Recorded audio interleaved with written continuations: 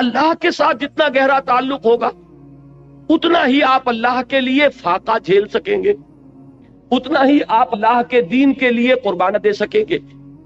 تو یوں سمجھیے کہ عشق مجازی جو ہے دنیا کا عشق، اس پر اس کو قیاس کر لیجئے۔ کسی کو، کسی مجنوں کو کسی لیلا سے جس درجے کا عشق ہوگا اسی درجے کی قربانیاں وہ دے گا، اسی درجے کی مشکلات جھیلے گا، اسی درجے میں ہوتا ہے کہ وہ جو شیریں فات کا قصہ ہے، وہ انسان جو ہے اپنی جان کو کام کر دے گا، اس لیے کہ عشق پر سارا دار و مدار ہے۔ جس سے قلبی لگاؤ ہے اس کے لیے آپ مصائب جھیلیں گے، جس سے محبت ہے اس کے لیے تکلیفیں برداشت کریں۔ ہمارے ہاں کتنے ہیں، آپ خود اپنے گریبانوں میں جھانکیے، اپنے سینے پر ہاتھ رکھیے، آپ کو اولاد سے محبت ہے، اس اولاد کے لیے آپ کیا کچھ نہیں کرتے، کتنے پاپڑ نہیں بیلتے، ورنہ ایک آدمی کو اپنے 2 وقت کی روٹی کے لیے کتنی محنت کی ضرورت ہے۔ وہ ساری محنت مشقت جو کر رہا ہے صبح سے لے کر شام تک کی کمر توڑ دینے والی محنت کس کے لیے کر رہا ہے؟ اولاد کے لیے کر رہا ہے، اس لیے کہ اولاد سے محبت ہے۔ اور آپ کو ایسے لوگ مل جائیں گے جو گویا کہ کلیتاً اپنے وجود کو اولاد کی شخصیت میں گم کر دیتے، اس لیے کہ ان کا اور ہائر آئیڈیل زندگی میں ہے ہی نہیں۔ ان جینا مرنا، ان صلاتی و نسکی و محیای و مماتی للاولاد، ان کی نماز، ان کی قربانی، ان کا جینا، ان کا مرنا، ان کی بھاگ دوڑ، ان کی سعی و جو سب کے سب اولاد کے لیے۔ تو جس سے تعلق خاطر ہوگا، جس سے محبت ہوگی، اسی کے لیے آپ قربانی کریں گے، اسی لیے آپ محنتیں کریں گے۔ اب ظاہر بات ہے کہ دین کے لیے قربانی، دین کے لیے ایثار، دین کے لیے دنیا کا نقصان برداشت کرنا تبھی ممکن ہوگا جبکہ اللہ سے محبت، اللہ سے آپ کا تعلق مضبوطی کے ساتھ قائم۔ یہ اللہ کے ساتھ تعلق کو مضبوطی سے قائم رکھنے کے لیے 2 چیزیں بتائی گئی، بلکہ پہلے ایک چیز سمجھ لیجئے، وہ ہے ذکر، اللہ کی یاد۔ یہ ذکر جو ہے یہ ہے کہ جو آپ کا تعلق اللہ سے بڑھاتا ہے، اس سے اس کے ساتھ تعلق جو ہے وہ استوار ہوتا ہے، تازہ رہتا ہے۔ اگر کہیں اس کے اوپر گرد و غبار آ جائے دنیا کی مصروفیات اور مشغولیتوں کی وجہ سے، دنیا کے صدموں کی وجہ سے، دنیا کی مصیبتوں کی وجہ سے، تو جب اللہ کو آپ یاد کرتے ہیں تو وہ ایسے ہے جیسے کہ پھر آپ نے وہ گرد و غبار جھٹک دیا اور آپ کے دل کے اندر پھر اللہ کی محبت جو ہے وہ اثر نو جاگزیں ہو گئی، وہ پھر اس کے اندر سے چمک اٹھی۔ یہ ذکر ہے اصل میں کہ جو بندہ مومن کا سب سے بڑا ہتھیار ہے، اس کو سب سے زیادہ قوت عطا کرنے والی چیز اللہ کا ذکر ہے۔ لیکن ذکر کے بارے میں اب چند چیزیں میں عرض کروں گا، اس سے پہلے یہ مضامین کبھی نہیں آئے ہیں ان محفلوں میں، ذرا توجہ سے اس کو سنیے۔ ہمارے ہاں ذکر کے بارے میں بڑے مغالطے ہیں، اس لیے کہ سب سے پہلا مغالطہ تو یہ ہے کہ ذکر اور ذریعہ ذکر ان دونوں چیزوں کو گڈمڈ کر دیا گیا ہے۔ ذکر اور ہے، ذریعہ ذکر اور۔ ذکر کیا ہے؟ استحضار اللہ فی القلب۔ ذکر اصل میں ہے اللہ کو دل میں موجود رکھنا، اللہ کو دل میں یہاں اس کی یاد یا اس کی محبت یا اس کے ساتھ لگاؤ اور تعلق کو قائم۔ استحضار اللہ فی القلب۔ اب جس چیز کو ہم ذکر کہتے ہیں وہ ذریعہ ذکر ہے۔ میں بیٹھ کر اگر کہہ رہا ہوں سبحان اللہ سبحان اللہ سبحان اللہ سبحان اللہ، یہ ذریعہ ذکر ہے، ذکر نہیں ہے۔ اب اگر یہ آپ سبحان اللہ کی تسبیح تو کر رہے ہیں لیکن دماغ آپ کا چکر لگا رہا ہے اپنے کاروبار میں، آپ نے کوئی پرابلم تھا، دکان سے اٹھ کر آئے ہیں اور ذہن آپ کا اسی پرابلم کو حل کرنے میں لگا ہوا ہے، تو چاہے تسبیح آپ نے پوری کر لی، تو ذکر کا یہ ذریعہ تو آپ نے اختیار کیا، ذکر آپ کو حاصل نہیں ہوا۔ اسی طریقے سے نماز کیا ہے؟ ذریعہ ذکر ہے۔ سورہ طٰہٰ کی بڑی پیاری آیت ہے وہ، اور وہ ابتدائی وحیوں میں سے ہے جو بلکہ پہلی وحی جو حضرت موسیٰ علیہ السلام پر ہوئی، اس میں الفاظ آتے اقم الصلاۃ لذکری، نماز کو قائم کرو میری یاد کے لیے۔ مقصود کیا ہے؟ ذکر، استحضار اللہ فی القلب، اس کا ایک ذریعہ یہ نماز ہے کہ آپ اپنے دھندوں میں لگے ہوئے تھے، اذان کی آواز آئی فوراً اٹھے، وضو کیا، آپ مسجد کی طرف چل پڑے، وہاں گئے، آپ کھڑے ہوئے نماز میں اور آپ نے سورہ فاتحہ جو یوں سمجھیے کہ پورے قرآن مجید کا لب لباب ہے، اس کا نچوڑ ہے، اس کا خلاصہ ہے، اس کو آپ نے ہر رکعت کے اندر پڑھا یا سنا۔ اگر آپ امام کے ساتھ ہیں، امام قرات کر رہا ہے، آپ سن رہے ہیں، اگر آپ علیحدہ پڑھ رہے ہیں تو آپ خود پڑھ رہے ہیں، تو آپ نے پڑھا یا سنا، اور اس کا نتیجہ کیا نکلا کہ تازہ ہو گیا وہ آپ کا تعلق اللہ کے ساتھ۔ جو گرد و غبار آ گیا تھا، یہ 4 گھنٹے 6 گھنٹے آپ دکان پر بیٹھے رہے، صبح 8 بجے آ گئے، دن کے 1 بجے تک نہ معلوم کتنے گاہک آئے، کیا کیا گفتگویں ہوئی۔ اب یہ جو آپ کے شعور کے اوپر ایک گردہ پڑ گیا، اللہ کے ساتھ تعلق کے اندر کچھ کمزوری واقع ہوئی ہے، اس کو تازہ کرنا۔ مجھے حفیظ جالندری کا یہ شعر بہت پسند ہے، بڑا پیارا شعر ہے، ایسا نقشہ کھینچا ہے کہ سرکشی نے دیے دھندلے نقوش بندگی، آؤ سجدے میں گریں لوح جبیں تازہ کریں۔ یہ لوح جبیں پر ہمارا لکھا ہوا نا کہ ہم بندے ہیں اللہ کے، ہم آقا نہیں ہیں، ہم اپنے وجود کے مختار اور مالک نہیں ہے کہ جو چاہے کریں، ہم تو ہمارا آقا وہ ہے، ہم اس کے بندے ہیں۔ لیکن ہوتا کیا ہے، میں تو یہاں عرض کر رہا ہوں کہ خارجی اثرات جو ہیں کہ آپ کاروبار میں لگے رہے، کسی اور دھندے میں لگے رہے، ڈاکٹر ہے مریضوں کو دیکھ رہا ہے، کوئی بچہ چلا رہا ہے، کوئی عورت جو ہے وہ اپنے بچے کو چپ کرا رہا ہے، یہ کلینک کے اندر ایک طوفان مچا ہوا ہے۔ یہ 5 گھنٹے جو اس کیفیت میں گزرے ہیں اور اس سے ذرا اس تعلق مع اللہ کے اندر کمی آئی، اب آؤ کہ اس کو تازہ کر لیں۔ یہاں حفیظ نے بلکہ دوسری بات کی طرف توجہ دلائی، خود ہمارے اندر سے جو ابال اٹھتا رہتا ہے نفسانیت کا اور اپنے تکبر کا، اور شیطان جو پھونکے مارتا رہتا ہے ہمارے دل میں، اس سے بھی وہ بندگی کا نقش ہے وہ مدھم پڑ جاتا۔ تو خارجی اثرات ہوں یا داخلی اثرات ہوں، ان سے اگر وہ عہد بندگی جو ہے جو ہماری پیشانی پر نقش تھا وہ کچھ مدھم پڑ گیا، تو آؤ کہ سجدے میں گرے تاکہ ہماری جبین جب زمین پر ٹکے اللہ کے سامنے تو ہمارا وہ گرد و غبار اوپر سے ہٹ جائے اور اللہ کی بندگی کا وہ نقش تازہ ہو جائے۔ تو سرکشی نے کر دیے دھندلے نقوش بندگی، آؤ سجدے میں گرے لوح جبیں تازہ کرے۔ تو نماز بھی ذکر کا ذریعہ ہے، آپ نے بات سمجھ لی۔ اب اگر ایک شخص نماز ادا کر رہا ہے، فرض کیجئے کہ اس نے 17 رکعتیں جو ہے وہ عشاء کی پڑھ لی، پوری 17 گن کر، 4 پہلی سنتیں بھی، پھر 4 فرض بھی باجماعت ادا کیے، پھر 2 سنتیں، نفل، وتر، پھر نفل، سب کر لیے، لیکن دماغ کبھی کسی وادی میں، فی کل وادی یہی مون، کہیں کسی خیال میں، کہیں کسی چکر میں، وہ آپ کو اگر حضور قلب حاصل نہیں ہوا تو ذکر حاصل نہیں ہوا،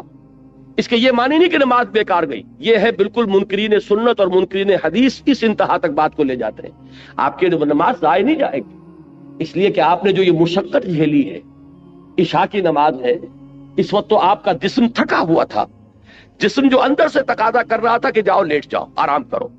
یا ممکن ہے کہ یہ تقاضا ہو رہا ہو کہ آج فلاں ڈرامہ آ رہا ہے ٹیلی ویژن پہ، چلو بیٹھو اس کو دیکھو۔ اس وقت اگر آپ ان تمام چیزوں سے منہ موڑ کر آئے، مسجد میں آپ نے حاضری دی، 17 رکعتیں آپ نے ادا کی، اللہ ظالم نہیں ہے کہ آپ کی اس مشقت کو وہ ان ریوارڈڈ رہنے دے، اس کی اجرت ملے گی، اس کا اجر ملے گا، اس کا ثواب ملے گا۔ آپ نے فرض سمجھا تو آئے نا، اللہ تعالیٰ کی طرف کے جناب میں آپ نے اپنے ایمان کا ایک ثبوت تو فراہم کیا نا کہ میں نے سمجھا ہے کہ یہ نماز فرض ہے، لہذا میں یہاں حاضر ہوا۔ اس لیے یہ نہ سمجھیے کہ یہ نماز ضائع جائے گی، ضائع نہیں جائے گی، فرض ادا ہو گیا، اس کا اجر و ثواب آپ کو ملے گا، لیکن یہ کہ جو اصل مقصد ہے وہ حاصل نہیں ہوگا، وہ ذکر جو اس کا اصل مقصد تھا وہ حاصل نہیں ہوگا اگر حضور قلب نہیں ہے، اگر آپ نے یہ محسوس نہیں کیا، جیسے کہ حضور نے فرمایا صلی اللہ علیہ وسلم کہ جب نماز میں سجدہ کے لیے جب پیشانی زمین پر ٹکاؤ تو یوں محسوس کرو کہ گویا کہ تم نے اپنے رب کے قدموں پہ سر رکھ دیا۔ اب یہ کیفیت اگر کسی کو حاصل ہو رہی ہو، جب وہ کھڑا ہو اللہ کے حضور میں تو ایسے کھڑا ہو کہ جیسے واقعتاً اللہ مجھے دیکھ رہا ہے، کم سے کم اس درجے کا استحضار حاصل ہو جائے کہ میں اللہ کے حضور میں اس وقت حاضر ہوں۔ جیسے حضور نے فرمایا اذا قمت للصلاۃ فصل صلاۃ المودع، جب نماز پڑھنے کھڑے ہو تو یہ سمجھ کر پڑھو کہ شاید یہ زندگی کی آخری نماز ہو، پھر شاید نماز کی نوبت نہ آئے، کیا پتا کس کے پاس گارنٹی ہے کہ عشاء کی نماز پڑھ کر آپ نکلیں یا فجر کی نماز پڑھ کر آپ مسجد سے نکلے اور کوئی تیز رفتار گاڑی آپ کو رونتی ہوئی کچلتی ہوئی چلی جائے اور واپس جو ہے وہ آپ کی لاش پہنچے گھر، آپ زندہ سالم نہ پہنچ سکے۔ تو ہر نماز سے پہلے اگر انسان یہ محسوس کرے، جیسے کہ حضور نے فرمایا، کس قدر یہ پریکٹیکل ایک سائیکولوجیکل نفسیاتی جو ہے تعلیم ہے کہ جب بھی نماز پڑھنے کھڑے ہو تو یہ سمجھ کر پڑھو کہ شاید یہ زندگی کی آخری نماز ہے اور عین ممکن ہے کہ اس کے بعد نماز کا وقت نہ آئے۔ تو یہ کیفیات آپ سوچئے کہ اگر حاصل ہو نماز میں تو پھر وہ نماز کیا ہوگی؟ وہ نماز وہ ہوگی جسے حضور نے فرمایا کہ الصلاۃ معراج المومنین، یہ نماز اہل ایمان کے حق میں معراج کے درجے میں ہے، اس میں ہم کلام ہوتے ہیں آپ اللہ سے، جیسے کہ حضور ہم کلام ہوئے معراج اللہ تعالیٰ کے ساتھ۔ تو یہ نماز کا ذریعہ ہے۔ اب میں ایک بات کہہ رہا ہوں تیسرے نمبر پر، یہ سبحان اللہ سبحان اللہ سبحان اللہ، یہ بھی ذکر کا ذریعہ ہے۔ نماز پڑھتے ہیں آپ، یہ بھی ذکر کا ذریعہ ہے۔ البتہ ایک چیز وہ ہے کہ جو مجسم ذکر ہے، ذکر کا ذریعہ نہیں، ذکر مجسم ذکر، قرآن مجید نے الذکر کا لفظ کس کے لیے استعمال کیا؟ اہل علم بھی موجود ہیں، یہ آیت آپ نے بارہا سنی ہوگی کہ انا نحن نزلنا الذکر و انا لہ لحافظون، ہم نے ہی اس الذکر کو نازل کیا ہے، دی ریممبرنس اس قرآن، قرآن ہے یہ جو الذکر ہے، سراپا ذکر ہے، ہمتن ذکر، لہذا ذکر جو ہے، اب میں نے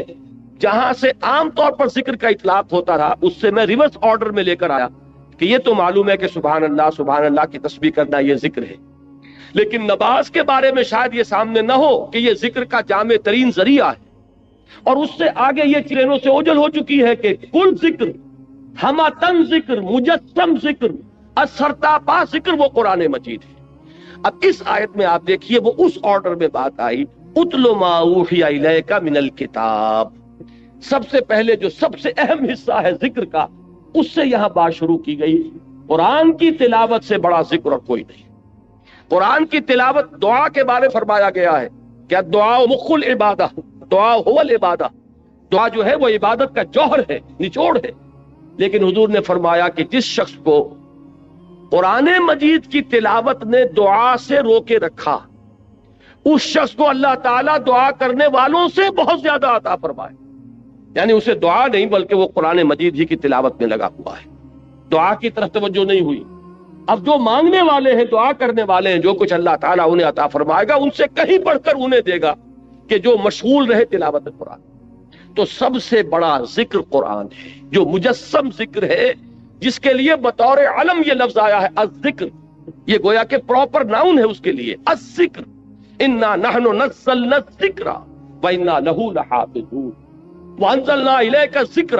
لتبین للناس ما نزل الیہم۔ اے نبی، یہ الذکر ہم نے آپ کی طرف اس لیے نازل کیا کہ جو چیز ہم نے لوگوں کے لیے اتاری ہے اس کو آپ ان پر واضح کریں، اس کی تبیین فرمائیں، اس کی توضیح فرمائیں، اپنے قول سے، اپنے عمل سے اس کی وضاحت کریں۔ وہاں بھی لفظ الذکر آیا قرآن کے لیے، اور یہ متعدد آیات اور بھی، لیکن اب وقت نہیں ہے کہ میں ان سب کو کوٹ کروں۔ تو اب ذکر کو یوں سمجھیے، آج اس موضوع پر پورے طور پر اس کا احاطہ کر کے اٹھیے۔ ایک بات تو ہمیں یہاں سے معلوم ہو گئی کہ وَلَا ذِكْرُ اللَّهِ اکبر، یقیناً اللہ کا ذکر سب سے بڑی شے ہے، بہت بڑی شے نہیں، اکبر ہے افعل التفصیل، سب سے بڑی شے۔ اس راہ میں صبر کے لیے، اس راہ میں استقامت کے لیے، اس راہ میں پامردی کے لیے، اللہ کے دین کے لیے ایثار اور قربانی کرے انسان، اور دل پشمردہ نہ ہو بلکہ اور خوشی ہو، اور اس کے اندر جو ہے اس کے دل کی کلی کھلتی چلی جائے کہ اللہ کی راہ میں یہ تکلیف بھی آئی، زہ نصیب کہ اللہ نے ہمیں اس قابل سمجھا کہ ہمیں اپنی راہ کی اس تکلیف کے لیے منتخب کر لیا، اللہ کی راہ میں مجھے یہ جلا کٹا فقرہ بھی سننا پڑا، زہ نصیب کہ اللہ تعالیٰ نے ہمیں اس قابل سمجھا کہ نبی اکرم صلی اللہ علیہ وسلم کو اگر جلے کٹے کٹی بات سننی پڑی تو ہمیں بھی اس کا کوئی حصہ ہمیں بھی نصیب ہو۔ تو بجائے اس کے کس سے دل پشمردہ ہو، دل کی کل کھلے، وہ ہے وَلَا ذِكْرُ اللَّهِ اکبر۔ اس میں سب سے بڑی چیز کہ جس سے انسان کو مدد لے گی وہ اللہ کا ذکر۔ لیکن اللہ کے ذکر کے بارے میں جو باتیں میں نے عرض کی، نمبر ایک یہ کہ ذکر علیحدہ ہے، ذریعہ ذکر علیحدہ ہے۔ ذکر ہے استحضاء اللہ فی القلب، اس کے لیے جو ذرائع اختیار کیے جائیں گے۔ اب ان میں جب میں اوپر سے چلوں گا، نزولی ترتیب، سب سے اوپر کیا ہے؟ تلاوت قرآن، اتل ما اوحی الیک من الکتاب، اس لیے کہ قرآن الذکر ہے، لہذا اس کی تلاوت سب سے بڑا ذریعہ ذکر ہوگا، سب سے اہم، سب سے مقدم، سب سے پہلا ذریعہ ذکر تلاوت قرآن، اتل ما اوحی الیک من الکتاب۔ نمبر 2 پر ہے نماز۔ نماز جو ہے اس کے بارے میں یہ عرض کر دوں کہ یہ جامع ترین ذریعہ ذکر ہے، مقدم ترین وہ ہے قرآن کی تلاوت، اہم ترین ہے قرآن کی تلاوت، لیکن جامع ترین یہ ہے۔ وہ کس لیے کہہ رہا ہوں؟ اس میں دیکھیے 4 چیزیں جمع کر دی گئی ہیں۔ نمبر 1، اس میں ذکر قولی بھی ہے، ذکر عملی بھی ہے۔ آپ پڑھ بھی رہے ہیں سورہ فاتحہ، زبان سے بھی کہہ رہے ہیں سبحان ربی العظیم، زبان سے بھی کہہ رہے ہیں اللہ اکبر، اور رکوع میں بھی جا رہے ہیں اللہ اکبر کہہ کے۔ جب آپ گئے رکوع میں تو آپ نے اپنے وجود سے بھی ذکر کیا، اپنے وجود سے بھی گویا کہ ظاہر کیا کہ آپ اللہ کی بڑائی کے قائل ہیں کہ آپ اس کے سامنے رکوع میں آ گئے۔ پھر آپ جب سجدے میں گرے ہیں تو گویا کہ آپ نے اپنے پورے وجود سے ظاہر کیا کہ آپ کے ذہن میں، آپ کے قلب پر اللہ کی عظمت کا نقش اتنا گہرا ہے کہ آپ نے اپنی پیشانی اس کے قدموں پر۔ معلوم یہ ہوا کہ یہ ذکر قولی بھی ہے اور ذکر عملی بھی شامل ہے۔ جیسے سائنس کی تعلیم ہوتی ہے، کلاس روم میں لیکچر ہوتے ہیں اور پھر جا کر لیبارٹری میں ایکسپیریمنٹیشن ہوتی ہے، یہ دونوں چیزیں جب جمع ہو جاتی ہیں تب وہ بات راسخ ہو جاتی ہے۔ تو ذکر قولی اور ذکر عملی، اور نمبر 2 ذکر قولی میں بھی، اب یہ میں ایک اصطلاح خود ایجاد کر کے آپ کے سامنے رکھ رہا ہوں۔ ایک ہے ایکٹیو ذکر اور ایک ہے پیسیو ذکر۔ ایکٹیو ذکر کیا ہے؟ جس میں خطاب ہوتا ہے اللہ کے ساتھ، جس میں کہ علامہ اقبال نے میننگ آف پریئر، ان کا ایک لیکچر ہے، وہ جو ان کے 7 لیکچرز ہیں تباہ شدہ، ریکنسٹرکشن آف تھاٹ ان اسلام، اس میں ایک میننگ آف پریئر ان اسلام، اسلام میں دعا اور نماز کا مقام کیا ہے، اس کا مفہوم کیا ہے۔ بڑی پیاری بات ایک یہ کہی ہے کہ انسان جب دعا کرتا ہے اللہ سے تو اس میں وہ انائے صغیر انائے کبیر کے بالکل سامنے آ جاتی ہے۔ ایک تو یہ ہے کہ آپ جملہ خبریہ کی شکل میں اللہ اکبر اللہ اکبر اللہ اکبر آپ نے 34 مرتبہ کہا، اللہ سب سے بڑا ہے، اللہ سب سے بڑا ہے، اللہ سب سے بڑا ہے، یہ غائب کے صیغے میں بات ہو رہی ہے، اس میں خطاب نہیں ہے، اس لیے میں اس کو کہتا ہوں پیسیو ذکر۔ اور ایک ایکٹیو ذکر ہے جس میں آپ اللہ سے ہم کلام ہوتے ہیں، ایاک نعبد و ایاک نستعین اہدنا الصراط المستقیم، یہ کیا ہے؟ اس میں آپ اللہ سے ہم کلام ہیں۔ یہاں آپ کی وہ انائے صغیر، دی فائنائٹ ایگو، وہ بالکل انفائنائٹ ایگو کے سامنے آ کر اس سے خطاب کر رہی ہے۔ تو افلاک سے آتا ہے نالوں کا جواب آخر، اٹھتے ہیں حجاب آخر، کرتے ہیں خطاب آخر۔ تو یہ جو خطاب والا انداز ہے نماز میں آپ کو یہ بھی ملے گا۔ سورہ فاتحہ کا اہم ترین حصہ یہی ہے۔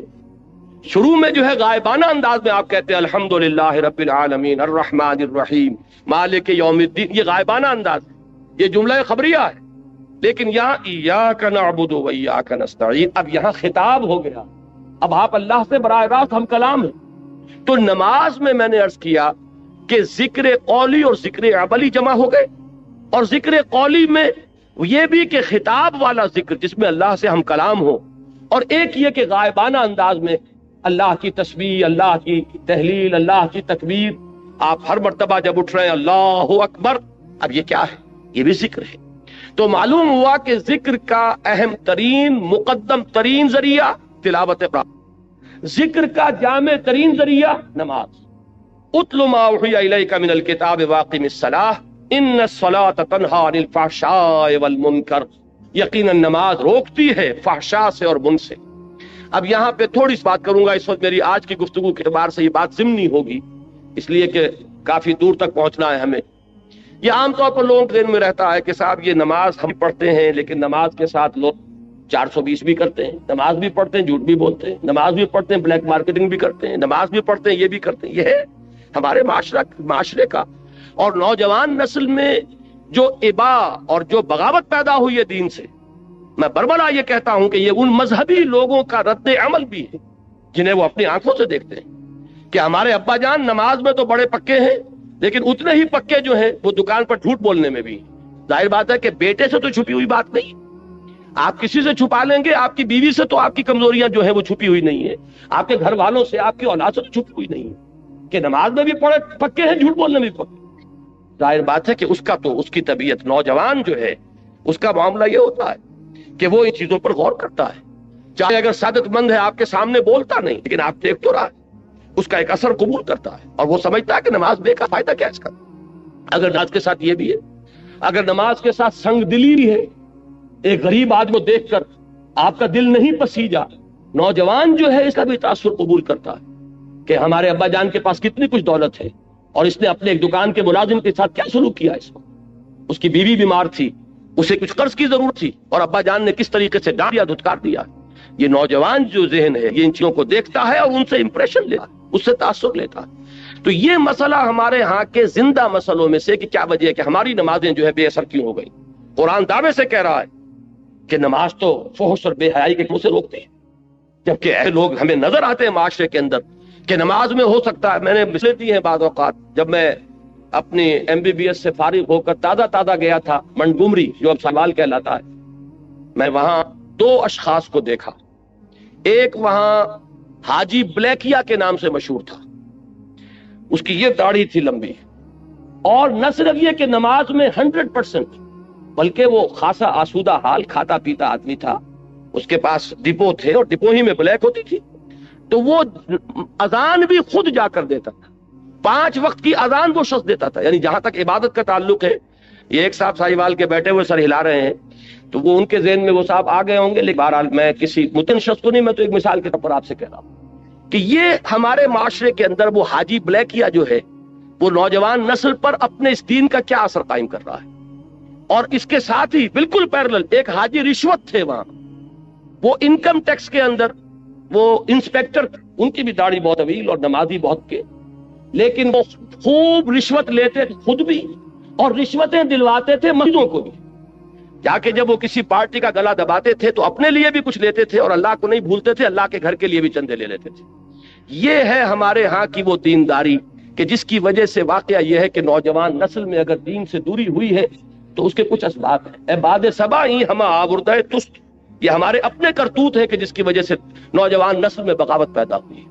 وہ کیوں ہے؟ وہ اسی وجہ سے ہے کہ یہ نماز رہ گئی رسم اذاں، روح بلالی نہ رہی۔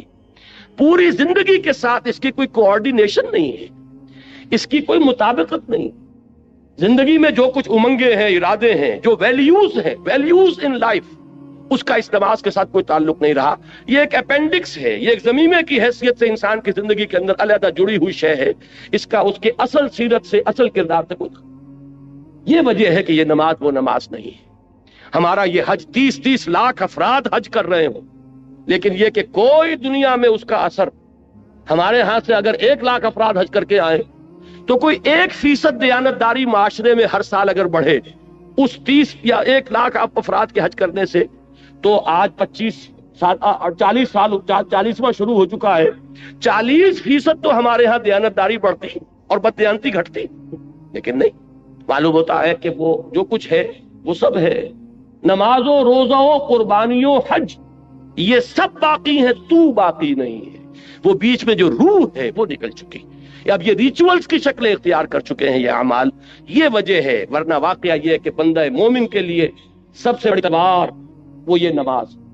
اللہ کے ساتھ تعلق قائم کرنے والی سب سے بڑی چیز نماز ہے۔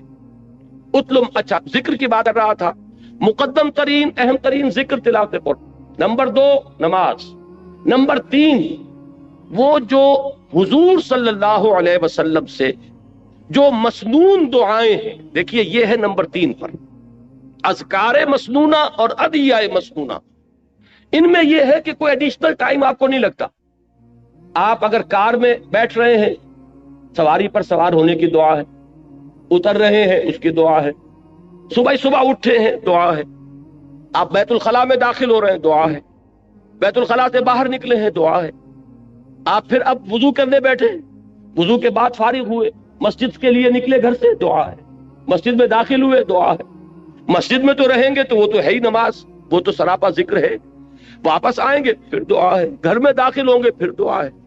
بازار کے لیے نکلیں گے دعا ہے، واپس آئیں گے دعا ہے، سفر پر جائیں گے دعا ہے، واپس آئیں گے دعا ہے، یہاں تک کہ آخری بات عرض کر دیتا ہوں کہ آپ تعلق زن و شوق کرتے ہیں تو بھی دعا ہے۔ کوئی عمل زندگی کا ایسا نہیں ہے جس کے لیے مسنون دعا نہیں۔ آئینہ دیکھتے ہیں تو دعا ہے، کپڑے بدلتے ہیں تو دعا ہے۔ یہ دعا جب انسان یاد کر کے مانگتا ہے تو اس سے ایک تیر میں 2 شکار ہوتے ہیں۔ کیا کہ ایک طرف تو دعا میں آپ کس سے خطاب کر رہے ہیں؟ اللہ سے، اور دوسرے یہ کہ الفاظ کون سے استعمال کیے جو منقول ہیں رسول اللہ سے صلی اللہ علیہ وسلم، تو گویا کہ 2 نسبتیں قائم ہو گئیں۔ نماز آپ نے اگر کھانا کھایا، الحمدللہ الذی اطعمنا وسقانا وجعلنا مسلمین، کس کا شکر؟ اللہ کا۔ اور کس کے الفاظ ہیں یہ جو آپ اس وقت ادا کر رہے ہیں؟ محمد الرسول اللہ کے۔ تو گویا کہ لا الہ الا اللہ اور محمد الرسول اللہ دونوں نسبتیں جو ہماری ہیں وہ تازہ ہو گئیں اس دعائے مسنونہ سے۔ تو نمبر 3 میں اس کو رکھیے۔ پنجاب میں وہ بڑا پیارا جملہ ہے اس کے لیے کہ دنیا کا کوئی بھی کام آپ کر رہے ہیں تو ہتھ کار ول دل یار ول، دل اللہ کے ساتھ لگا رہے اور ہاتھ کاموں میں مشغول رہے۔ اقبال نے حضرت فاطمہ زہرا رضی اللہ تعالی عنہا کے لیے جو اشعار کہے ہیں اس میں بڑے پیارے الفاظ آئے ہیں کہ آسیہ گرداں لب قرآن سرا، کہ حضرت فاطمہ رضی اللہ تعالی عنہا جب چکی پیستی تھی تو قرآن مجید پڑھتی جاتی تھی، اس لیے کہ چکی پیسنے میں تو صرف ہاتھ ہی لگتا ہے نا. میں نے خود دیکھا ہے، اپنی ایک بزرگ میری رشتے میں وہ دادی بنتی تھی، میں نے یہ نقشہ دیکھا ہے ان کا اپنے بچپن میں کہ وہ بیٹھی ہیں اور چکی پیس رہی ہیں، اور ساتھ ہی یہ ہے کہ وہ قرآن شریف پڑھ رہی ہیں. معلوم یہ ہوا کہ ظاہر بات ہے کہ یہ مشقت جسمانی ہو رہی ہے نا، اس وقت آپ کا ذہن فارغ ہے، اس وقت آپ کی زبان فارغ ہے. اگر اس وقت آپ تلاوت قرآن کر رہے ہوں تو گویا کہ آپ کا کوئی ایڈیشنل ٹائم نہیں لگا، وہ ہاتھ جو ہے چکی پیسنے میں مصروف ہے، لیکن آپ نے یہ ذکر الہی کی نعمت جو ہے اضافی طور پر حاصل کی. تو تیسرے نمبر پر، نمبر 1 قرآن، تلاوت قرآن، نمبر 2 اقامت صلاۃ، نمبر 3 اذکار مسنونہ اور ادعیہ معصورہ. وہ جو ذکر حضور نے بتایا، اب نماز کے بعد ہے یہ 33 بار سبحان اللہ، 33 بار الحمدللہ، 34 بار اللہ اکبر، یہ حضور کا بتایا ہوا. تو ظاہر بات ہے حضور کے بتائے ہوئے اذکار ان کی بہت بڑی قدر و قیمت ہے، بڑی اہمیت ہے، اور وہ دعائیں کہ جو حضور سے منقول ہیں یہ ہے. اور چوتھے نمبر پر ہمارے جو یہ سلاسل ہیں، یہ چشتی سلسلہ ہے، یہ قادریہ سلسلہ ہے، انہوں نے اپنے اپنے زمانے میں لوگوں کی ذہنیتوں کو سامنے رکھ کر یہ جو اذکار جو انہوں نے مدون کیے کہ یہ سلسلہ ذکر ہے چشتیہ کا، یہ ذکر خفی ہے، یہ ذکر جلی ہے، یہ چوتھے نمبر پر لائیے، اس لیے کہ وہ لوگ بہت ماہر تھے نفسیات کے، اور انہوں نے اپنے زمانے میں اگر مفید سمجھ کر وہ طریقے مدون کیے ہیں تو ٹھیک ہے، مجھے ان سے اختلاف نہیں ہے، لیکن خدا کے لیے انہیں چوتھے نمبر پر رکھیے. اگر اس کو نمبر 1 پر لے آئے اور اصل ذکر آپ نے اسی کو سمجھا اور تینوں منزلیں جو ہے کود کے کراس کر گئے تو یہ اصل میں ریورس ہو جائے گا، سارا ریشو پروپورشن کا معاملہ غلط ہو جائے گا. نمبر 1 پر قرآن، نمبر 2 پر نماز، نمبر 3 پر اذکار مسنونہ اور ادعیہ معصورہ، اور نمبر 4 پر اذکار وہ کہ جو مختلف سلسلوں میں جو تصوف کے یا ذکر کے جو طریقے ہیں ان میں جو بھی تجویز کیے جائیں. اگر یہ ترتیب رہے گی تو انشاءاللہ تعالی اس کی تمام برکات جو ہیں صحیح طور پر ظاہر. بہرحال یہاں اس پوری آیت کا جو نتیجہ نکلا وہ کیا ہے؟ جو شخص اللہ کے دین کے لیے جد و جہد میں، محنت میں، کشمکش میں مبتلا ہو، اس کو جان لینا چاہیے کہ اس میں صبر و ثبات کے لیے اصل چیز کیا ہے؟ اللہ کے ساتھ تعلق. اللہ کے تعلق کے لیے کیا چیز ہے؟ اللہ کا ذکر. اللہ کے ذکر کے لیے یہ 4 چیزیں ہیں: تلاوت قرآن، اقامت صلاۃ، ادعیہ معصورہ، اذکار مسنونہ، اور جو اس کے علاوہ ذکر آپ کسی سلسلے میں منسلک ہے تو جو آپ کے مرشد نے، آپ کے جو بھی جن سے آپ نے سلسلہ تعلق قائم کیا، جو ذکر وہ بتائے. اب آئیے اگلی آیت، وَلَا تُجَادِلُوا أَهْلَ الْكِتَابِ إِلَّا بِالَّتِي أَحْسَنُ إِلَّا الَّذِينَ ظَلَمُوا مِنْهُمْ، اور مت جھگڑو اہل کتاب سے مگر بہت ہی عمدہ طریقے سے، اس طریقے سے جو سب سے عمدہ ہو. اس لیے کہ یہاں بھی احسن ہے، جیسے وہاں اکبر ہے، وَلَذِكْرُ اللَّهِ اکبر، افعل التفصیل، یہاں بھی احسن جو آیا ہے یہ سپرلیٹو ڈگری، سب سے اعلیٰ طریقے پر ان سے جھگڑو. ابھی میں بتاؤں گا کہ مجادلے کا مطلب کیا ہے. إِلَّا الَّذِينَ ظَلَمُوا مِنْهُمْ، سوائے ان کے جو ان میں سے ظالم ہوں،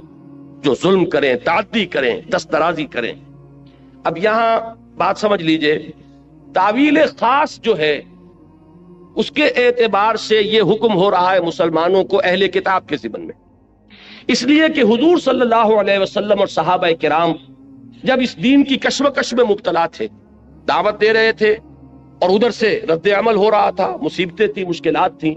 تو عرب میں 2 طبقے تھے. ایک وہ امیین مشرکین جو کسی نبی کے نام لیوا نہیں، کوئی ان کے پاس کتاب نہیں، کوئی شریعت نہیں، اگرچہ حضرت ابراہیم کا نام وہ لیتے تھے لیکن وہ بھی جد امجد کی حیثیت سے کہ ہم ان کی نسل سے، وہ بھی رسول کے ہونے کی حیثیت سے نہیں،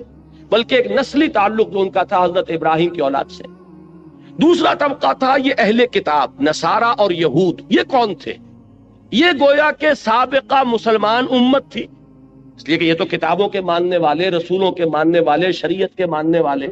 تو یہ 2 طبقے ہوئے کہ جو اس وقت تھے کہ جن سے نبی اکرم صلی اللہ علیہ وسلم اور صحابہ کرام کو سابقہ پیش آیا. اب ان میں سے جہاں تک مشرکین کا تعلق ہے، ظاہر بات ہے کہ وہ تو ضلالا بعیدہ والی بات ہے، بہت دور نکل گئے، مشرک ہیں، بتوں کو پوج رہے ہیں، ان کے ہاں تو کوئی بھی خیر موجود ہے ہی نہیں. لیکن جہاں تک ان اہل کتاب کا تعلق ہے، اگرچہ اخلاقی طور پر آپ نے اس کی صفائی کی ان کی طرف سے، ایک اور کوئی حملہ ہو گیا، تو یہ بحث و نزاع جو ہے یہ جدال ہے. اب اس میں ظاہر بات ہے کہ جب آپ دین کے غلبے کی جد و جہد کر رہے ہیں تو آپ یہ نہیں کہہ سکتے کہ بھائی کسی سے کچھ نہ کہو، کسی سے مت الجھو، الجھنا تو پڑے گا، دین غالب کیسے ہوگا؟ اس لیے کہ جو بھی باطل کے پرستار ہیں وہ تو راستہ روک کے کھڑے ہیں، وہ تو نہ یہ چاہتے ہیں کہ دین کا پیغام عام ہو، نہ یہ چاہتے ہیں کہ کوئی دین کی طرف پیش قدمی کرے، تو الجھنا تو پڑے گا، تصادم تو ہوگا، وہ تو ناگزیر ہے۔ یہ جو بعض بڑے نیک طبع لوگ ہوتے ہیں کہ صاحب بس آپ اپنا کام کیجئے، کسی سے الجھیے نہیں، میں ان کی نیکی کو تو داد دیتا ہوں، لیکن یہ میں سمجھتا ہوں کہ ان کے سامنے تصور ہی نہیں ہے، اس لیے کہ ان کے سامنے اگر وہ حرکی تصور ہو تو حرکی تصور میں تو الجھنا پڑے گا۔ جو آپ کا راستہ روک کر کھڑا ہو گیا اسے آپ ہٹائیں گے نہیں تو راستے پہ کیسے چلیں گے؟ تو ٹھیک ہے، آپ اگر سٹیٹس کو مینٹین کرنا چاہتے ہیں، جیسے بھی رہے معاشرہ ویسے رہے، تب تو آپ کسی سے نہ الجھیے، لیکن یہ کہ اگر آپ کو اس معاشرے کو کسی رخ پر لے کر جانا ہے، اگر آپ کو یہاں اللہ کے دین کو غالب کرنا ہے، تو جو بھی راستے میں آ رہا ہے اس سے آپ کو دست و گریبان ہونا پڑے گا۔ اس میں یہ ہے کہ وہ نیکی جو ہے، نیکی کا ایک تصور وہ ہے وہی کہ جو اس سٹیٹک کانسیپٹ آف ریلیجن کے ساتھ جو ہے اس کی مطابقت ہے۔ اپنی ذاتی زندگی میں نماز روزہ کر لو، اللہ اللہ خیر صلی اللہ، تب تو یہ کہ نہ کسی سے الجھنا، نہ کسی کے ساتھ بحث و نزاع، وہ اپنے دھندے میں لگا رہے، تم اپنے دھندے میں لگے رہو۔ لیکن اگر دین کی جد و جہد کرنی ہے تو آپ کو ان کی باتوں کا جواب دینا پڑے گا۔ وہ لوگ عوام کو ورغلائیں گے، آپ کو ان کے مغالطے رفع کرنے پڑیں گے، اور کسی وقت ایسا بھی ہو سکتا ہے کہ آپ کو ان پر بھی جوابی حملہ کرنا پڑے۔ قرآن مجید میں آپ کو نظر آ جائے گا بنی اسرائیل سے جو خطاب ہوا ہے سورہ بقرہ میں، 5ویں رکوع سے لے کے 15ویں رکوع تک، ان پر قرآن مجید نے ان کی جو غلطیاں تھیں، ان کی جو خامیاں تھیں، ان کی تاریخ کے جو اہم واقعات تھے کہ جن سے کہ انہوں نے اللہ اور اس کے رسول کے راستے سے جو انحراف کیا تھا، ان سب کا کھول کر پردہ چاک کیا گیا، اور ایک بڑی مفصل قرارداد فرد جرم جو ہے ان کے اوپر عائد کی گئی ہے۔ تو یہ سارا کام کرنا پڑتا ہے، لیکن یہ کہ اہل کتاب کے ساتھ ایک احتیاط کی ضرورت ہے کہ ایک تو مشرکین ہے، ان کا معاملہ یہ ہے کہ وہ بہت دور نکل گئے ہیں اپنی ضلالت اور گمراہی میں، لیکن یہ بہرحال کسی نہ کسی درجے میں زبانی کلامی اللہ، رسول، آخرت، کتاب، شریعت، نبوت، وحی، فرشتے، ان سب کو مانتے ہیں، لہذا ان کے ساتھ بہت نرم رویہ اختیار۔ وَلَا تُجَادِلُوا أَهْلَ الْكِتَابِ إِلَّا بِالَّتِي هِيَ أَحْسَنُ، اور مت جھگڑو، مت مجادلہ کرو اہل کتاب سے مگر اس طور سے کہ جو بہت ہی اعلیٰ۔ اب آپ غور کیجئے کہ یہ تو تعویل خاص سے بات واضح ہو گئی، اب تعویل عام پر آئیے، جو اصول ہے تفسیر کا، الاعتبار لعموم اللفظ لا لخصوص السبب، اصل اعتبار جو ہے الفاظ کی عمومیت کا کیا جائے گا، نہ کہ ایک خاص پس منظر کا جن میں وہ آیات نازل ہوں۔ اب اس کو جنرلائز کیجئے تو وہ بات کیا بنے گی؟ فرض کیجئے کہ آج ہم پاکستان میں اسلام کے غلبے کی جد و جہد کرتے ہیں، مخالفت ہوگی کہ نہیں ہوگی؟ کمیونسٹ بھی مخالفت کریں گے، ملحدین بھی کریں گے، سیکولرزم کے قائلین بھی کریں گے، جو یہ قومیتوں کا نظریہ تراش کر جو اس کی بنیاد پر گاڑی چلا رہے ہیں وہ بھی کریں گے۔ یہ سب کریں گے کہ نہیں کریں گے؟ آپ کو ایک چومکھی جنگ لڑنی پڑے گی۔ اگر غالب نہیں کرنا اسلام کو تو گھروں میں بیٹھیے، کسی سے الجھنے کی ضرورت نہیں۔ لیکن یہ ہے کہ اگر آپ کو اسلام کو غالب کرنا ہے تو الجھنا پڑے گا۔ اب اس الجھنے میں ایک ہمارے ہاں وہ طبقات ہیں کہ جن کا کچھ نہ کچھ مذہب کے ساتھ تعلق ہے، ان کی کچھ نہ کچھ مذہب کے ساتھ جو ہے ان کی کمٹمنٹ ہے، وہ نماز روزہ کرتے ہیں، وہ کچھ نہ کچھ دین کا کے لیے محنت ہے، بھاگ دوڑ ہے، اگرچہ آپ سے اختلاف ہے، آپ کے طریقہ کار سے اختلاف ہے۔ مثال کے طور پر جماعت اسلامی یہ کام کر رہی، تبلیغی جماعت ہے وہ اپنے طریقے پر کام کر رہی، جماعت اسلامی کا طریقہ اور ہے، تبلیغی جماعت کا طریقہ اور ہے، جمعیت العلماء اسلام ہے وہ اپنے طریقے پر کام کر رہی، وہ نہ تبلیغی جماعت کا طریقہ ہے نہ جماعت اسلامی کا طریقہ ہے۔ ہم نے ایک تنظیم قائم کی، تنظیم اسلامی، ہمارے سامنے ایک اور طریقہ کار ہے۔ تو یہ تو ہو سکتا ہے کہ آپ کے طریقے سے اختلاف کرتے ہوں، لیکن بہرحال ان کا دین کے ساتھ کوئی لگاؤ ہے، وہ بھی اس میدان میں ہے، ان کی بھی کمٹمنٹ ہے، وہ اپنے تجزیے کے مطابق، اپنی تشخیص کے مطابق، اپنی تجویز کے مطابق کام کر رہے ہیں۔ لہذا اب آپ اگر خطاب میں سب کو ایک لاٹھی سے ہانک دیں گے تو در حقیقت آپ اپنے مقصد کو نقصان پہنچیں۔ جو بھی دین کے میدان میں ہے، جو بھی دین کا کوئی کام کر رہا ہے، اس کے ساتھ بڑے ادب کے ساتھ، احترام کے ساتھ پیش آؤ، ان کا اکرام کرو۔ یہ میں لفظ جو ہے تبلیغی بھائیوں والا استعمال کر رہا ہوں، ان کی عزت کرو کہ وہ بھی دین کے کام میں لگے، اگرچہ ٹھیک ہے آپ کا نقطہ نظر کچھ اور ہے، ان کا نقطہ نظر کچھ ہے۔ ایک الیکشن کے راستے سے جانا چاہتا ہے، ایک سمجھتا ہے کہ اس راستے سے وقت کے ضیاع کے سوا کچھ حاصل نہیں ہوگا، لہٰذا اس نے کوئی اور راستہ تجویز کیا ہے۔ ایک وہ ہے کہ جو صرف لوگوں کو نیکی کی تلقین کر کے وہ یہ سمجھتا ہے کہ جب نیکی آئے گی بدی خود بخود چلی جائے گی، لوگوں کو خامخواہ جو ہے اس کے اوپر تنقید کی زبان مت کھولو، بلکہ یہ کہ فضائل کی تلقین کے ذریعے سے لوگوں کو نیکی کے راستے پر لے آؤ۔ ایک کا خیال ہے نہیں، قرآن میں تو جہاں بھی آیا ہے امر بالمعروف کے ساتھ نہی عن المنکر ساتھ جڑا ہوا آیا ہے، یہ تو ایک گاڑی کے دو پہیے ہیں۔ تو یہ اختلافات ایک جگہ ہیں، لیکن آپ یہ نہیں کہہ سکتے کہ وہ اسلام کا کام نہیں کر رہے،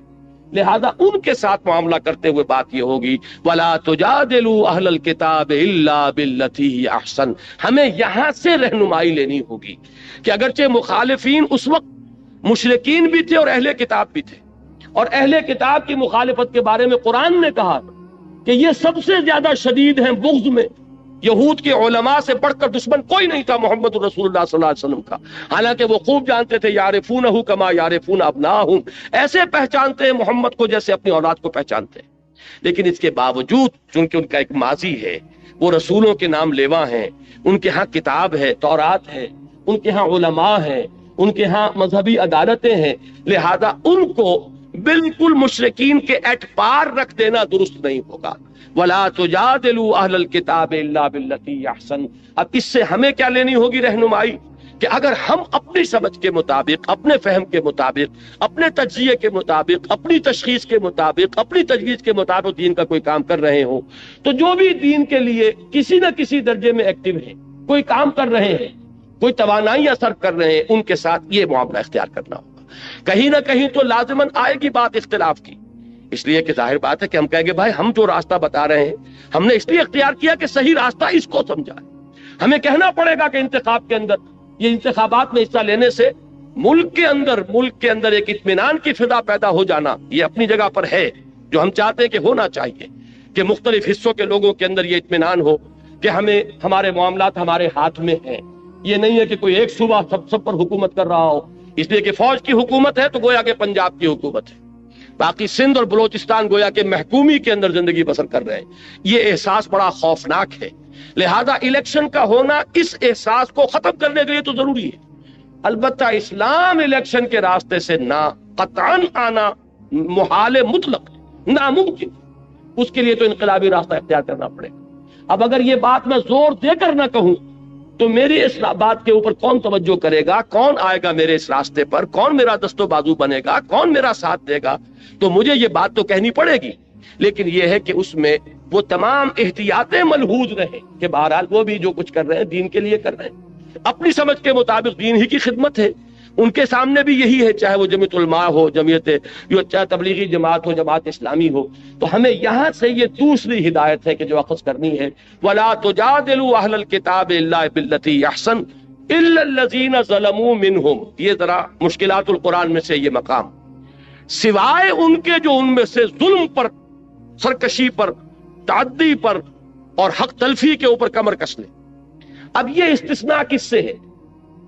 دو نتیجے اس کے نکل سکتے ہیں۔ ایک اللہ نے دوسرے اللہ کو کینسل کر دیا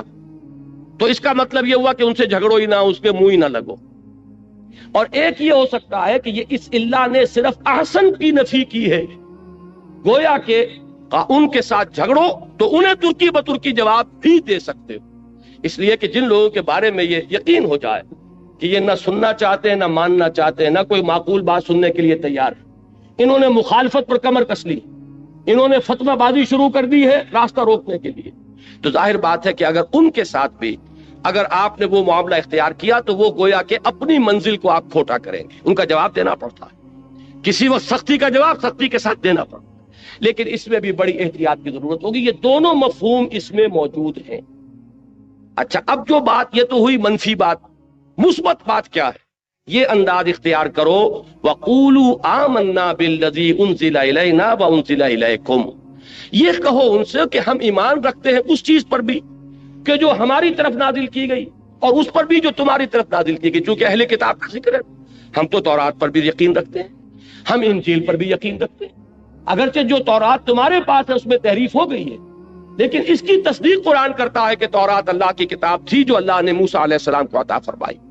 جو انجیل آج تم پیش کر رہے ہو، اگرچہ منو عن اس کو ہم نہیں مانتے، لیکن یہ بات ہم مانتے ہیں کہ وہ انجیل و یقیناً اللہ کی کتاب تھی کہ جو اللہ نے حضرت عیسیٰ علیہ السلام کو عطا فرمائی۔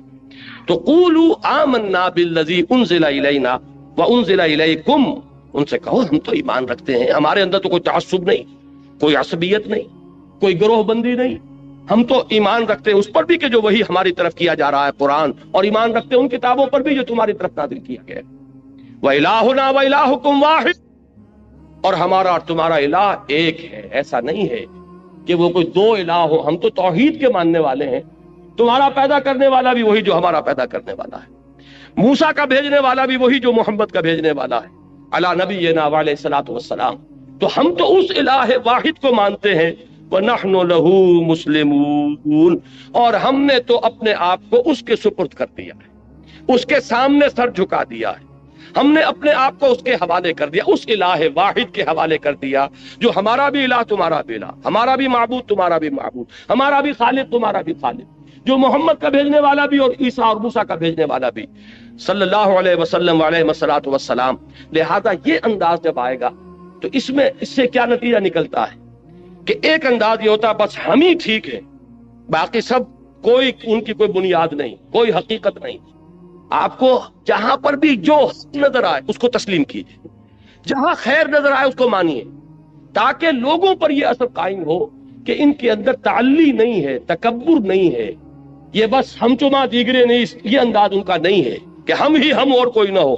بلکہ یہ حق جہاں بھی پایا جاتا ہے اس کو مانتے ہیں، صحیح بات جب سامنے رکھی جائے فوراً تسلیم کرتے ہیں، حقیقت جب آئے لپٹ کر قبول کرتے ہیں، جیسے کہ حضور نے فرمایا الحکمت ضالۃ المومن هو احق بها حیث وجدها، حکمت اور دانائی کی بات تو مومن کی گویا کہ گمشدہ متاع ہے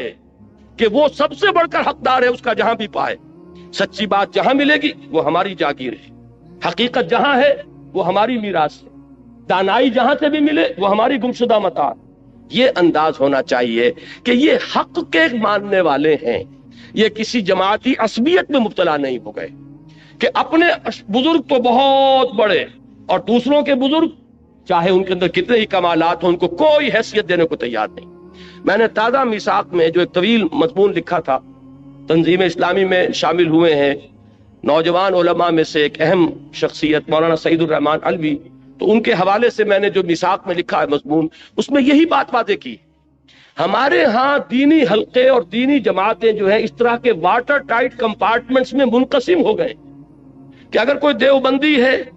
تو ظاہر بات ہے کہ دیوبندی علماء سے اس نے پڑھا، دیوبندی علماء کی صحبت اس نے اٹھائی، ان کی عظمت کا نقش اس پر قائم ہوا، اب وہ انہی دیوبندی جرائد کو پڑھتے ہیں، دیوبندی کتابیں جو ہیں انہی کو پڑھیں گے،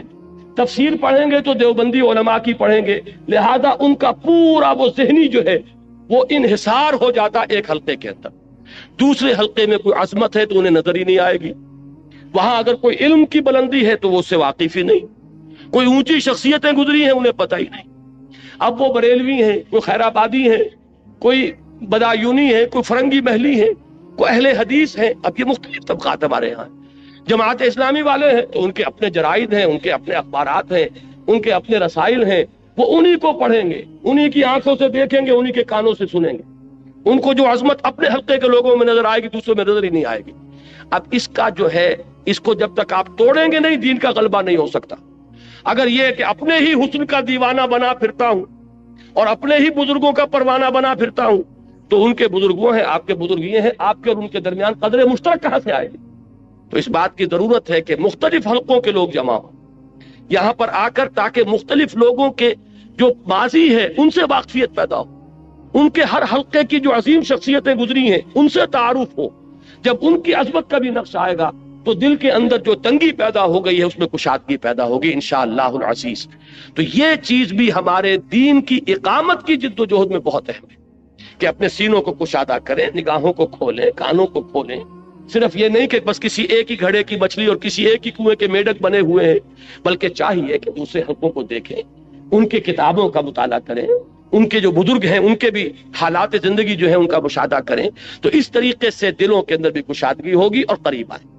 یہ آیت اس اعتبار سے اقامت دین کی جد و جہد میں نہایت اہم ہدایت نمبر 2 ہوئی، وَلَا تُجَادِلُوا أَهْلَ الْكِتَابِ إِلَّا بِالَّتِي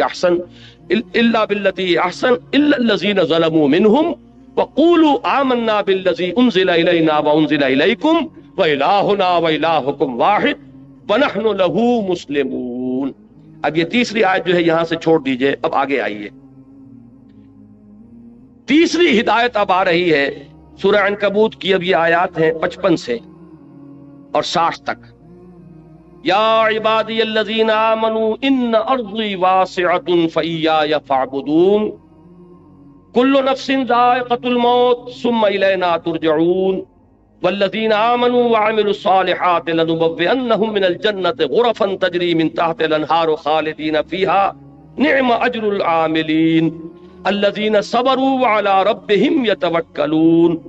وَكَأَيٍّ مِّن دَابَّةٍ لَا تَحْمِلُ رِزْقَهَا اللَّهُ يَرْزُقُهَا وَإِيَّاكُمْ وَهُوَ السَّمِيعُ الْعَلِيمُ۔ اس کے ساتھ ہی آیت نمبر 64 بھی پڑھ لیں۔ وَمَا هَٰذِهِ الْحَيَاةُ الدُّنْيَا إِلَّا لَهْوٌ وَلَعِبٌ وَإِنَّ الدَّارَ الْآخِرَةَ لَهِيَ الْحَيَوَانُ لَوْ كَانُوا يَعْلَمُونَ۔ یہ پوری جو میں نے آیات آپ کو پڑھ کر سنائی، ان کا اہم ترین مضمون ہے ایمان بالآخرہ۔ اصل میں موٹیویشن جو عملاً ملتی ہے انسان کو، اور اس راہ میں قربانی کے لیے جو اس میں آمادگی پیدا ہوتی، اس دنیا کا نقصان گوارا کرنے کے لیے انسان آمادہ ہوتا ہے، وہ ہوتا ہے ایمان بالآخرہ کی بنیاد۔ جتنا یقین گہرا ہوگا کہ آخرت حق ہے اور اصل زندگی وہ ہے، اتنا ہی آپ کا ویلیو سٹرکچر جو ہے بدلنا شروع ہو جائے گا۔ اس لیے کہ کون انسان ہے جو خیر نہیں چاہتا، نفع نہیں چاہتا، بھلائی نہیں چاہتا، بہتری نہیں چاہتا؟ یہ سب خیر، بھلائی، نفع، اسی کے لیے تو بھاگ دوڑ ہو رہی ہے۔ اب فرق کیا ہے؟ رخ معین ہو رہا ہے۔ اگر آخرت ذہن میں نہیں ہے تو ساری خیر دنیا کی خیر، ساری بھلائی دنیا کی بھلائی، سارا نفع دنیا کا نفع، ساری کامیابی دنیا کی کامیابی۔ اور اگر آخرت پر یقین ہو گیا جیسا کہ ہونا چاہیے، دیکھیے آخرت کے یقین کے بھی بہت سے درجے ہیں۔ ایک تو یہ کہ ہم زبان سے مانتے ہیں جی ہاں اٹھنا ہے، بعث بعد الموت ہے، جی اٹھنا ہے، آخرت ہے، لیکن آپ کے ذہن میں ریشیو پروپورشن قائم نہیں ہوا کہ آخرت کسے کہتے ہیں، دنیا کسے کہتے ہیں، ان کے درمیان مناسبت کیا ہے، نسبت کیا ہے۔ آخرت کی زندگی ابدی زندگی، یہ فانی زندگی، کوئی نسبت قائم ہوگی؟ جن لوگوں نے میتھمیٹکس پڑھا ہے وہ فائنائٹ اور انفائنائٹ میں کوئی نسبت قائم کر سکتے ہیں۔ ایک چیز انفائنائٹ لا محدود اور ایک چیز فائنائٹ۔ 80 برس بھی جی لو گے تو آخر ایک دن تو موت کا دن آئے گا کہ یہاں سے جانا ہوگا، اور 80 کی گارنٹی کس کے پاس ہے؟ کس کے پاس گارنٹی ہے کہ کل صبح کا سورج وہ طلوع ہوتا ہوا اپنی ان آنکھوں سے دیکھ سکے؟ معلوم ہوا کہ دنیا کی یہ زندگی اتنی عارضی، اتنی ناپائیدار، اتنی فانی، اتنی ناقابل اعتماد کہ ایک دن کا بھی یقین نہیں۔ وہ بڑا پیارا مصرع ہے کہ سامان 100 برس کا ہے اور پل کی خبر نہیں، کس کو یقین ہے؟ لیکن ہماری ساری بھاگ دوڑ جو ہے ہو رہی ہے دنیا کے لیے، اس لیے کہ دنیا پر پورا یقین قائم ہے، دنیا تو نقد ہے آنکھوں کے سامنے۔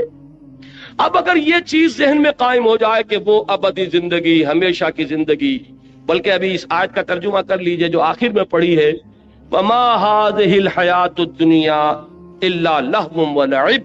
وَإِنَّ الدَّارَ الْآخِرَةَ لَهِيَ الْحَيَوَانُ لَوْ كَانُوا يَعْلَمُونَ۔ یہ اس دنیا کی زندگی تو سوائے کھیل اور تماشے کے کچھ ہے ہی نہیں۔ حقیقت میں تو آخرت کا گھر وہ ہے اصل زندگی، کاش کہ انہیں معلوم ہوتا۔ اب آپ غور کیجئے، انسان کے عمل پر سب سے زیادہ اثر انداز ہونے والا عقیدہ آخرت ہے، کہ اس سے سارا نقشہ بدل جاتا ہے۔ اصل زندگی وہ زندگی ہے، تو یہ زندگی جو ہے یہ تو کھیل تماشا ہے۔ ایک شخص کو آپ کو معلوم ہے ایک ڈرامے کے اندر بادشاہ کا رول مل گیا، ایک سینما آپ پکچر دیکھ رہے ہیں، اس میں کوئی شخص جو ہے وہ سکندر اعظم والا بیٹھا ہے یا کوئی اور بادشاہ بنا بیٹھا ہے، آپ کو معلوم ہے کچھ نہیں ہے، یہ 3 گھنٹے کا کھیل ہے، اس کے بعد کچھ بھی نہیں، یہ سب کپڑے وپڑے اتر جائیں گے، اور وہاں جا کر جب یہ اپنا کپڑا اتار دے گا تو وہی فلاں ابن فلاں رہ جائیں گے، اللہ اللہ خیر سن۔ کوئی فقیر اس کے اندر فقیر کا رول پلے کر رہا ہے، وہ فقیر تو نہیں ہے، وہ بھی ایک ایکٹر ہے، یہ بھی ایک ایکٹر ہے۔ تو دنیا کی یہ زندگی آپ 30 برس کی شمار کر لیں، وہ 3 گھنٹے کا ایک کھیل ہے، یہ 30 برس کا ایک کھیل۔ 30 برس اس لیے کہہ رہا ہوں کہ پہلے 20 برس تو ویسے نکال دیجئے کہ وہ بھی شعور کے نہیں ہوتے، اور 50 برس کے بعد سے آپ کی ڈھلوان شروع ہو جاتی ہے، 70-80 پر پہنچنے کے بعد تو آدمی پھر ہو جاتا ہے وَمَن نُعَمِّرْهُ نُنَكِّسُ فِي الْخَلْقِ، کہ جتنا بوڑھا ہوا اتنا ہی بچہ ہو گیا۔ معلوم ہے اس کے درمیان میں کتنی ہے، 30-40 برس کی ایک ایوریج ہے جو آپ کی فعال زندگی ہے، جس میں کہ آپ کچھ بناتے ہیں، محنت کرتے ہیں، بھاگ دوڑ کرتے ہیں، کسی نے کارخانہ بنایا تو اسی میں بنایا، کسی نے کاروبار جمایا تو اسی میں جمایا، کوئی پروفیشن میں شائن کر رہا ہے تو وہ بھی یہی وقت ہے۔ اب سوال یہ ہے کہ یہ وقت ہے میرے پاس کل،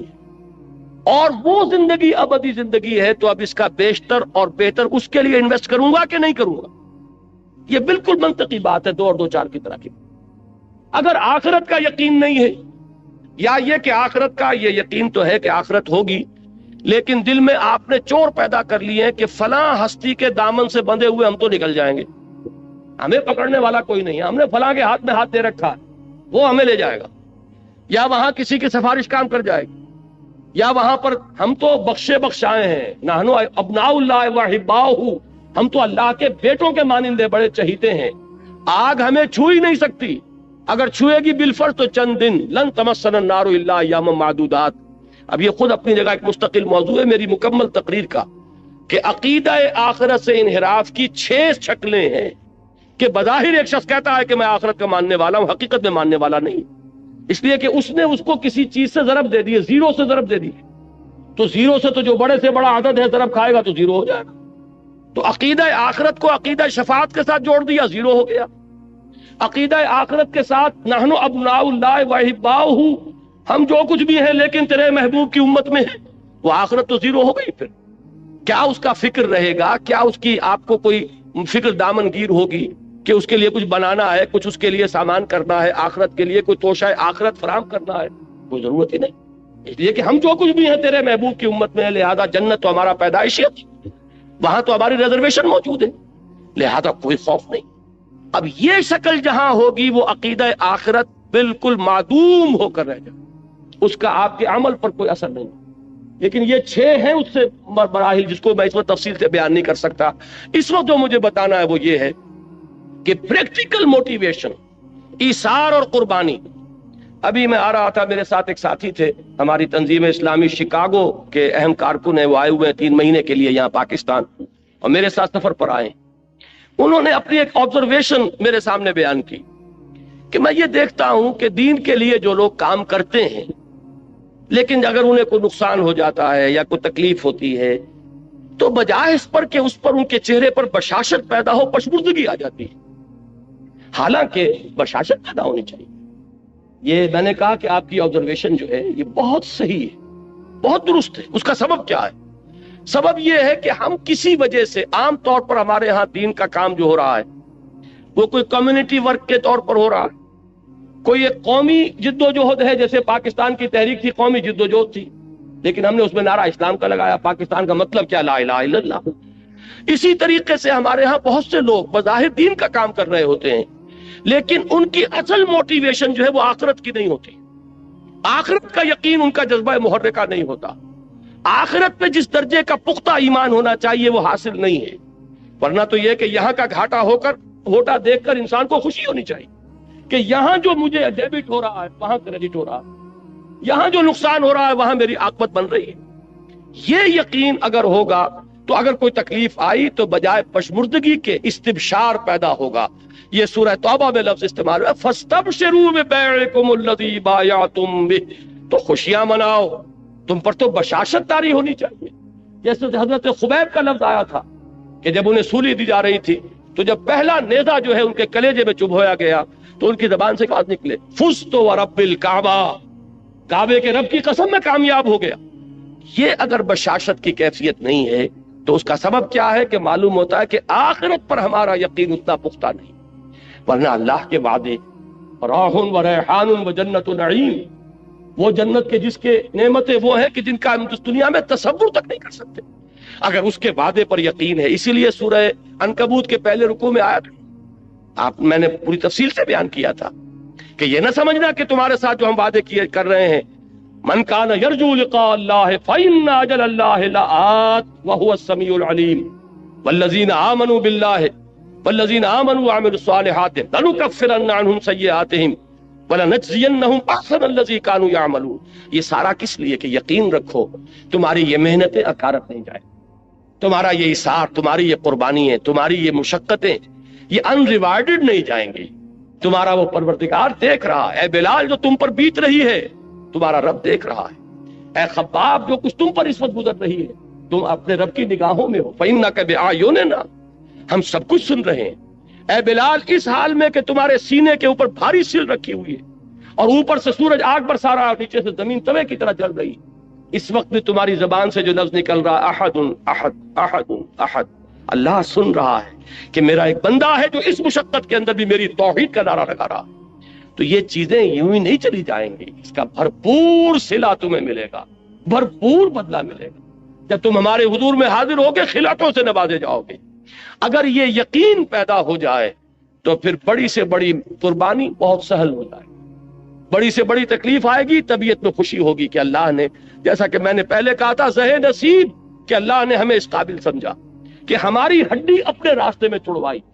ہمیں یہ مصیبت اپنی راہ میں پہنچائی۔ یہ اللہ تعالیٰ کی طرف سے گویا کہ شرف قبول ہو جانے کا ایک ثبوت ہے کہ اللہ تعالیٰ نے ہمیں قبول فرما لیا ہے۔ یہ انداز ہوگا کب؟ جب کہ آخرت کا یقین۔ تو فرمایا وما هذه الحیات الدنیا الا لہو ولعب، یہ دنیا کی زندگی تو سوائے کھیل کود کے کچھ نہیں۔ جیسے ڈرامہ ہوتا ہے 3 گھنٹے کا، یہ 30 برس کا ڈرامہ ہے۔ کسی کو ہم نے جھوپڑی میں پیدا کر دیا ہے، کسی کو گولڈن سپون کے ساتھ پیدا کر دیا ہے، سلور سپون نہیں، گولڈن سپون۔ لیکن یہ کہ یہ بھی جب آنکھ کھلی گل کی تو موسم تھا خزاں کا، ذرا سی دیر ہے ادھر آنکھ کھلی، وہ 60 کروڑ تقسیم ہوئے ہوں یا 60 ارب تقسیم ہوئے ہوں، وہ بہرحال جو دنیا سے گیا اس کے لیے تو 1 پیسہ بھی نہیں ہے۔ یہ بات اچھی طرح سمجھ لیجئے کہ چاہے کوئی وڈیرے کے گھر پیدا ہو گیا، کوئی جھوپڑی میں پیدا ہو گیا، یہ اس دنیا کی زندگی ہی کا ہے نا ایک رول۔ ہو سکتا ہے کہ جو یہاں کسی جھونپڑی کے اندر اپنی زندگی کے دن گزار رہا ہے اور کسی چٹائی پر بیٹھا ہوا ہے، وہ وہاں ان عالی شان محلات کا وارث بنے، جیسا کہ یہاں آ رہا ہے من الجنت غرفا تجری من تحتها الانہار خالدین فیہا، وہ جنت کے وہ ان کو جھروکے ملیں گے، وہ بالا خانے ملیں گے جن کے دامن میں ندیاں بہتی ہوں، جیسے کہ سورہ صف میں ہم پڑھا ہے وَمَسَاكِنَ طَيِّبَةً فِي جَنَّاتِ عَدْنٍ، جنات عدن میں بڑے پاکیزہ گھرانے ہم نے ان کے لیے تیار کیے۔ جو یہاں جھونپڑی میں بیٹھا ہوا ہے، آخر کیا معین الدین اجمیری نے ساری عمر چٹائی پر نہیں گزارتی؟ کیا محمد الرسول اللہ صلی اللہ علیہ وسلم نے ساری عمر چٹائی پر نہیں گزاری؟ وہ واقعہ ایلا جب ہوا تھا، اس کا آپ نے سنا ہوگا، یہ ایک واقعہ کہ جب 1 مہینے کے لیے حضور نے ازواج مطہرات سے ذرا تعلق اپنا منقطع کر لیا تھا، سورہ احزاب میں اس کا مفصل ذکر موجود ہے۔ تو حضرت عمر، حضور ایک بالا خانے پر تنہا علیحدہ تھے کیونکہ ازواج سے لا تعلقی کر لی تھی۔ حضرت عمر حاضر ہوئے، نیچے کوئی 6 صحابی بیٹھے ہوئے دروازے پر، ان سے کہا کہ اطلاع دیجئے کہ عمر حاضری کی اجازت چاہتا ہے۔ حضور کو اطلاع ہوئی، حضور نے اجازت دے دی، آئے۔ جب حضرت عمر داخل ہوئے ہیں اس بالا خانے میں تو حضور اٹھ کر بیٹھ گئے۔ آپ نے اس وقت کرتا اتارا ہوا تھا، یعنی آپ کا جسم جو ہے وہ بس تہبند تھا، باقی جسم کے اوپر کپڑا نہیں تھا، اور آپ ایک چٹائی پر اس وقت استراحت فرما رہے تھے۔ جب اٹھ کر بیٹھے تو حضرت عمر نے دیکھا کہ کمر کے اوپر اس چٹائی کے نشان پڑ گئے، جیسے کہ آپ کا اکثر آپ کا مشاہدہ ہوگا، آنکھوں میں آنسو آ گئے حضرت عمر کے۔ حضور نے پوچھا عمر کیوں رو رہے ہو؟ انہوں نے عرض کیا کہ حضور، قیصر و کسریٰ کے لیے دنیا میں کیا کیا ساز و سامان، کیا ناز و نعم، کیا ان کے لیے آسائشیں ہیں، اور آپ کے لیے یہ چٹائی ہے، یہ کھری چٹائی، اور اس کی جس کی کہ بدیاں پڑ گئی ہیں آپ کی قبر پر۔ تو حضور نے فرمایا کہ عمر، کیا تم اس پر راضی نہیں ہو کہ یہ سب کچھ اپنا دنیا میں لے جائیں اور اللہ تعالی ہمیں آخرت میں عطا فرمائے؟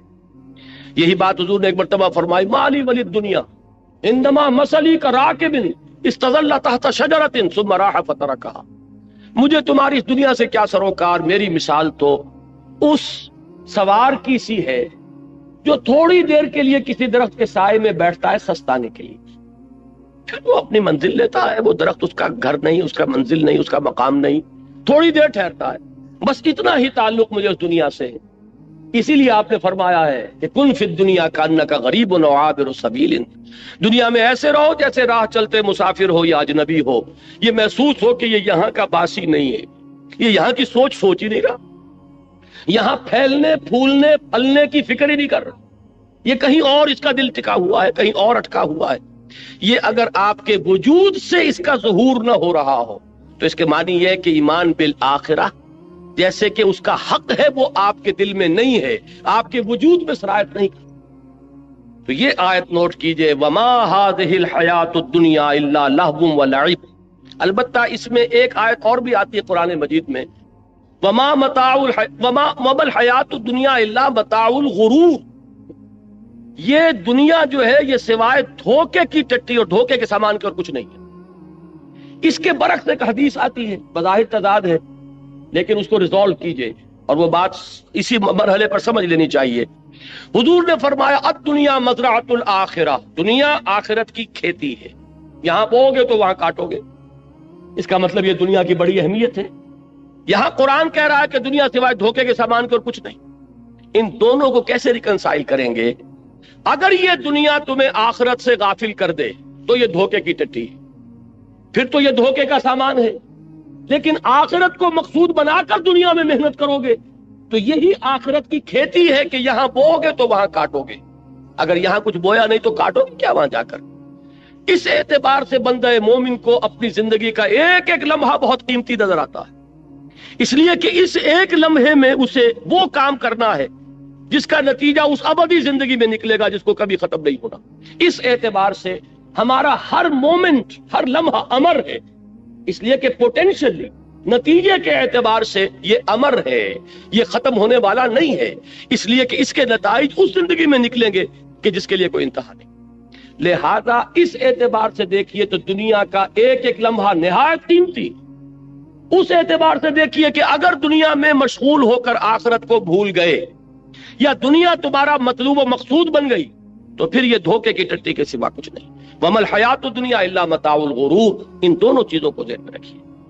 فرمایا وما هذه الحیات الدنیا الا لہو ولعب وان الدار الاخرۃ لہی الحیوان لو كانوا يعلمون۔ اور اصل زندگی تو آخرت کی زندگی ہے، کاش کہ انہیں معلوم ہوتا۔ اب آئیے اوپر والی آیات، اس میں خاص طور پر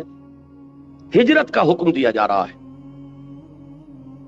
اور بلکہ حکم نہ کہیے ہجرت کا اشارہ کیا جا رہا، رہنمائی دی جا رہی۔ یہ ہجرت جو ہے جس کا یہاں ذکر ہو رہا ہے یہ ہجرت حبشہ ہے۔ یہ حضور کی سیرت کا جو مکی دور ہے اس کا یہ ابتدائی مرحلہ پھر سمجھ لیجئے۔ آپ نے 3 سال دعوت دی، جو کہ خفیہ دعوت تو نہیں تھی، کوئی انڈر گراؤنڈ موومنٹ نہیں تھی، لیکن یہ کہ برملا اعلان کے ساتھ بھی نہیں تھی، from person to person, personal contact سے دعوت پڑھ رہی۔ تیسرے سال میں وہ آیت نازل ہوئی کہ فاصدع بما تؤمر، اب ڈنکے کی چوٹ کہو اے محمد جس کا کہ تمہیں حکم ہوا ہے۔ تو آپ نے پہلی مرتبہ کوہ صفا پر کھڑے ہو کر آپ نے وا صباحا کا نعرہ لگایا، لوگوں کو جمع کیا اور پھر اپنی دعوت پیش کی۔ پہلے 3 سال اور یہ چوتھا سال، اس میں حضور کے خلاف صرف زبانی اقدام ہوا، پاگل کہہ دیا کسی نے، مجنون کہہ دیا کسی نے، کچھ کہہ دیا۔ لیکن چوتھے سال میں آ کر بات شروع ہو گئی فزیکل پرسیکیوشن، ستاؤ انہیں، مارو انہیں، بھوکا رکھو انہیں، گھروں میں بند کر دو انہیں۔ جو نوجوان تھے انہیں گھروں میں بند کر دیا گیا۔ حضرت عثمان رضی اللہ تعالیٰ عنہ کو ان کے چچا نے ایک چٹائی کے اندر لپیٹ کر اور دھواں دے دیا کہ دم نکلنے لگا گھٹن کی وجہ سے۔ کسی کو گھر سے نکال دیا گیا، مادرزاد برہنہ مصعب بن عمیر رضی اللہ تعالیٰ عنہ، مادرزاد برہنہ گھر سے نکال دیے گئے۔ کسی کو جیسا کہ میں نے حضرت بلال کا نقشہ کھینچا اس طرح ستایا جا رہا ہے، کسی کو دہتے ہوئے انگاروں پر لٹایا جا رہا ہے۔ یہ چوتھا سال جو ہے پرسیکیوشن، اور 5ویں سال میں یہ اپنے نقطہ عروج کو پہنچ گئی۔ اسی وقت یہ آیات نازل ہو رہی ہیں اور اسی وقت انہیں ایک رہنمائی دی گئی۔ وہ رہنمائی یہ ہے، اس لیے کہ 5ویں سال میں ہجرت حبشہ ہوئی ہے، وہ رہنمائی اس میں دی جا رہی۔ یا عبادی الذین آمنوا ان ارضی واسعۃ فایای فاعبدون، اے میرے بندو میری زمین بہت کشادہ ہے۔ ذرا اندازہ کیجئے کتنے لطیف پیرائے میں بات کہی جا رہی ہے۔ یہ نہیں کہا گیا، ہجرت کا لفظ یہاں کہیں نہیں آیا،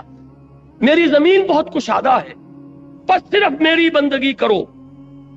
یہ بس صرف میری بندگی کرو کا مفہوم کیا ہے یہ تو انشاءاللہ کل تفصیل سے بیان ہوگا۔ عقیدہ توحید کے عملی تقاضے پر جب یہیں پر اسی مقام پر مجھے تقریر کرنی ہے اور اقامت